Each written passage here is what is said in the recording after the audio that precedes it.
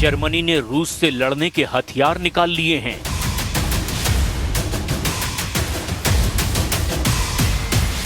Estonia ने Putin से युद्ध के लिए सेना उतार दी है।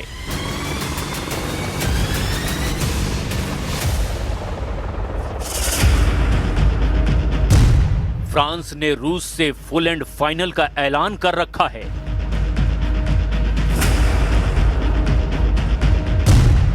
पुतिन को ब्रिटेन ने परमाणु वार्निंग दे डाली है।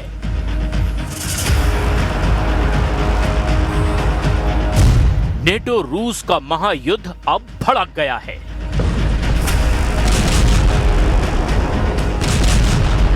यूक्रेन में पुतिन की आसान जीत को जिन्होंने मुश्किल बना रखा है, वो नेटो देश अब आक्रामक हो गए हैं।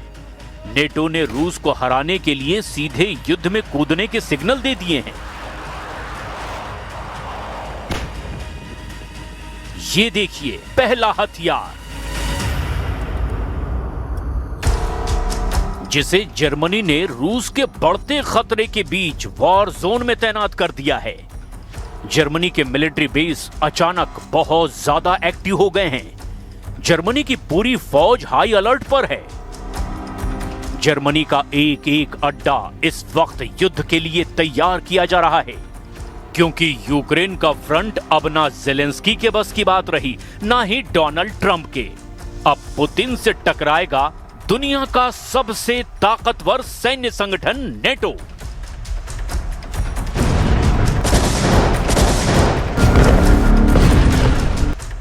ये एरो डिफेंस सिस्टम है, इजराइल का सबसे दमदार डिफेंस सिस्टम, जिसे जर्मनी ने बर्लिन से 100 किलोमीटर दूर शोनवाल्डे एयरबेस पर तैनात कर रखा है।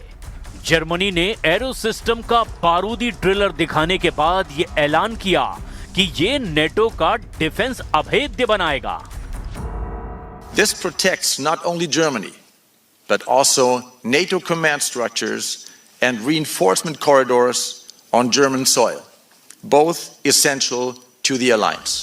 पुतिन के दुश्मन सिर उठा रहे हैं, उन्हें ललकार रहे हैं। कोई हथियार दिखा रहा है, कोई सैन्य तैनाती बढ़ा रहा है। इस बीच नेटो और यूरोपीय महाशक्तियों ने प्रेसिडेंट ट्रंप के पीस प्लान और पीस मेकर दोनों पर आपत्तियां जताई है। मियामी में यूक्रेन और यूरोपीय देशों के बीच बैठक में ट्रंप का खुल्लम खुल्ला विरोध किया गया। नेटो के ज्यादातर सदस्य स्टीव विटकॉफ और जेरेड कुशनर से डरे हुए हैं, क्योंकि ये दोनों रूस यूक्रेन में शांति समझौते की अगुवाई कर रहे हैं, जबकि दोनों के पास डिप्लोमेसी का कोई अनुभव नहीं है। स्टीव विटकॉफ न्यूयॉर्क के रियल एस्टेट कारोबारी हैं, वहीं जेरेड कुशनर की काबिलियत उनका ट्रंप का दामाद होना है। ट्रंप ने रूस यूक्रेन पीस डील का जिम्मा मार्क रूबियो की जगह जब से इन दोनों को सौंपा है, यूरोप में हड़कंप मचा हुआ है। कुशनर और विटकॉफ से नेटो और यूरोपियन यूनियन के सहयोगी बेहद नाराज हैं, जिसकी वजह एक टॉप सीक्रेट मीटिंग कॉल की ट्रांसक्रिप्ट लीक होना है, जिसमें German chancellor Friedrich Merz, French president Emmanuel Macron और प्रेसिडेंट व्लादिमीर ज़ेलेंस्की पुतिन के खिलाफ प्लान बना रहे हैं। रिपोर्ट के मुताबिक उस बातचीत में चांसलर मर्ज और मैक्रों ने ज़ेलेंस्की को साफ साफ चेतावनी दी कि ट्रंप पुतिन को जल्दबाजी में रियायतें देकर यूक्रेन को धोखा दे सकते हैं। लीक हुई ट्रांसक्रिप्ट में कई यूरोपीय नेताओं ने विटकॉफ और कुशनर का बार बार जिक्र किया। ट्रंप ने जिन्हें तुरूप का पत्ता बताया, उन पर ही नेटो को यकीन नहीं है, जबकि नेटो और यूरोप रूस के साथ डील में अमेरिका के विदेश मंत्री मार्क रूबियो की गैर मौजूदगी चाहते हैं। मार्क रूबियो ने पुतिन के साथ पीस डील में बड़ी मुश्किलों में डाल दिया था। रूबियो सबसे पहले युद्ध रोकने की शर्त पर डटे थे। रूबियो ने युद्ध समझौते के बाद यूक्रेन को दोबारा मजबूती देने की वकालत की थी। हालांकि ट्रंप के नए पीस प्लान में ऐसा कुछ नहीं दिख रहा है। उधर पीस डील फाइनल होने से पहले ही ज़ेलेंस्की को नेटो कई तरह से तसल्ली देने की कोशिश में जुटा है। नेटो के टॉप मिलिट्री कमांडर ने रूस के हाइब्रिड हमले का मुंहतोड़ जवाब देने का भी ऐलान किया है। those hybrid threats are a real issue, and I do think that we can anticipate more of that happening. So I mentioned the UAS activity.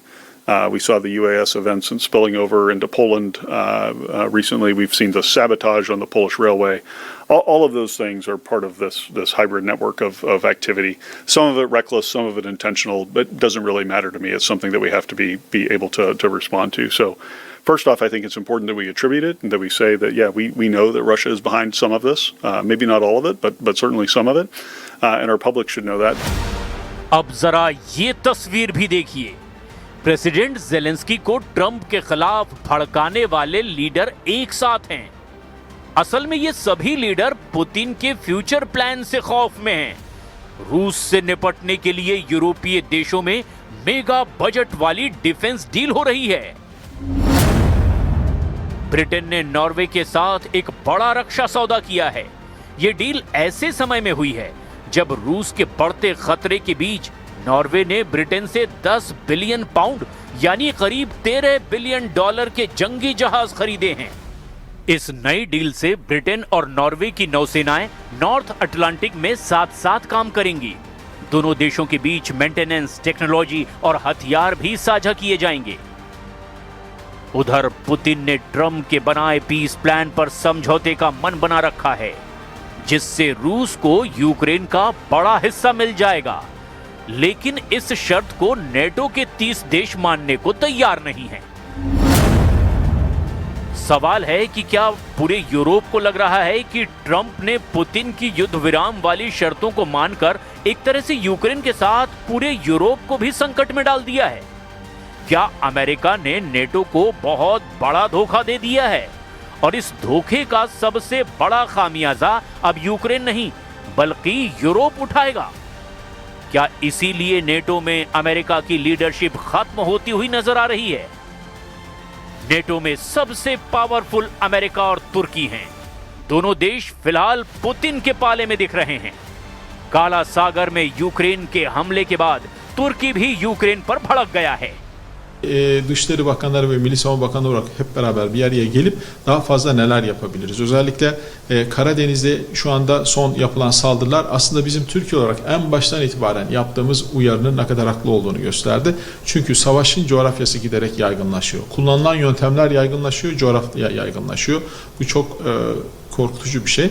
Şimdi artık açık deniz bizim münhasır ekonomik sahamızda devam etmekte olan seyretmekte olan iki gemiye yapılan bu saldırının aslında Karadeniz'deki seyir sefer emniyetini tehlikeye attığı için Karadeniz'i ticarete kapalı bir alan haline getiriyor, insan ulaşımına kapalı bir alan haline getiriyor. Erdogan का active होना ही Zelensky के लिए खतरे का signal है। Erdogan ऐसे leader हैं जिन्हें जहां फायदा दिखता है वो उसी गुट के हो जाते हैं। फिलहाल प्रेसिडेंट ट्रंप ने पुतिन से दोस्ती गांठ ली है। तुर्की नेटो सदस्य देश है, इसीलिए वो सुपर पावर की राह पकड़ चुका है। तुर्की वहीं रहेगा जहां अमेरिका होगा, जहां मुनाफा होगा। यानी ये जो वॉर प्लान है वो अब यूरोप बनाम पुतिन हो चुका है, जिसमें एक तरफ तो रूस और अमेरिका हैं और दूसरी तरफ यूक्रेन और यूरोप के 31 देश। यूरोपीय संघ यूरोप के 27 देशों का एक समूह है। दूसरे विश्व युद्ध के बाद 1951 में 6 देशों ने मिलकर इस संघ को बनाया, जिसमें वक्त के साथ साथ सदस्य देश बढ़ते चले गए। यूरोपीय संघ दुनिया की सबसे